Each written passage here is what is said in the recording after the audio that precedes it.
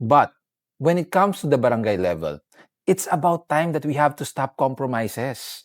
You cannot, yes, we agree, barangay has the biggest role when it comes to, well, kayo ang pinakamay reach di ba? Yeah. Sa mga tao, sa constituents. So, you know better than us.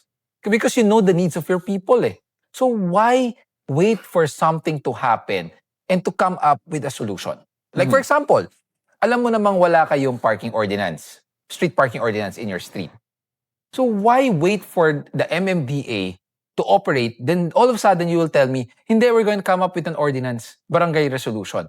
But knowing, having a barangay resolution is not enough. Yeah. Because you have to have it approved by the city council before it becomes a law or an ordinance. So there are, yan yung mga small points wherein lagi kong sinasabi na we have to stop compromises when it comes to the local level. Hindi po pwedeng laging pakisama na lang. Hindi pwedeng laging takot kami kasi baka hindi na kami manalo. Hindi ba dapat may magagalit ngayon? Yeah. But when people sees the change and the better change that you have done, hindi ba mas matutuwa ang tao? Baka iboto pa kayo forever to be a barangay chairman or a kagawad. So that's something that I've been telling the barangay. You have to help us. You have to stop with the compromises and the pakisama system.